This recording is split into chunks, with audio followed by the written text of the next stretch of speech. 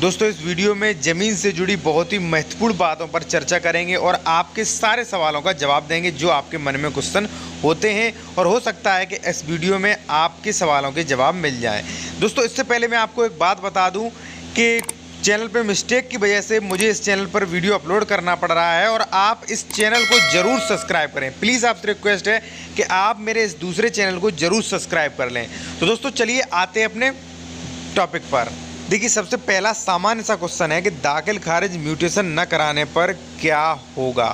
तो देखिए अगर मान लीजिए आपने कोई ज़मीन खरीदी है, आप रजिस्ट्री करा लेते हैं और दाखिल खारिज नहीं करवाते हैं, तो भविष्य में आपके पास ये तो सबूत है कि आपने वो ज़मीन खरीदी है, आपने उसकी रजिस्ट्री कराई थी, लेकिन दाखिल खारिज न कराने पर क्या होगा कि देखिए जब भी वो संपत्ति क्या होगा, जैसे मान लीजिए दाखिल खारिज आप नहीं कराते तो ये संपत्ति उसी व्यक्ति के नाम बनी रहेगी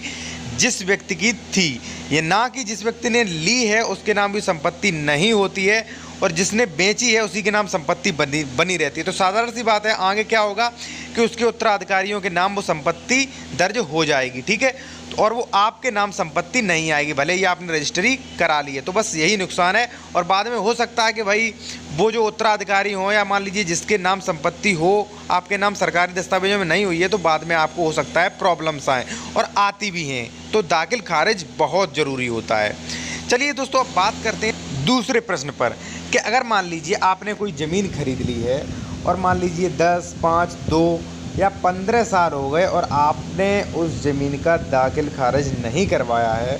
तो उस स्थिति में क्या होगा, कैसे दाखिल खारिज होगा।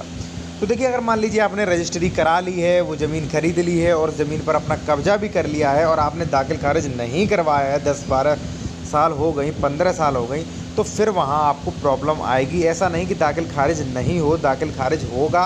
और जो भी होगा न्यायिक प्रक्रिया के दौरान आपका दाखिल खारिज होगा। लेकिन जब आप देखिए दाखिल खारिज कराने का जो समय होता है वो होता है 3 माह। जैसे ही आप ज़मीन खरीदते हैं 3 महीने के अंदर आपको रिपोर्ट करनी चाहिए। अगर आप नहीं करते तो फिर आपको प्रॉब्लम होगी और आपको न्यायिक प्रक्रिया केस करना पड़ेगा, उसके बाद ही आपका जो है दाखिल खारिज हो सकेगा। बात करते हैं तीसरे प्रश्न के बारे में कि दाखिल खारिज न कराने पर रजिस्ट्री या जो बेनामा आपने रजिस्ट्री बेनामा की है वो कितने दिनों तक मान्य रहती है। देखिए जब भी आप कोई ज़मीन खरीदते हैं तो सबसे पहला स्टेप तो यही होता है, आप उसकी रजिस्ट्री करा लेते हो, और रजिस्ट्री इस बात का सबूत है कि आपने इस ज़मीन जो है वो खरीदी। लेकिन एक मैं बात बता दूं, रजिस्ट्री और दाखिल खारिज में ये अंतर होता है, जब जैसे मान लीजिए आपने रजिस्ट्री करा ली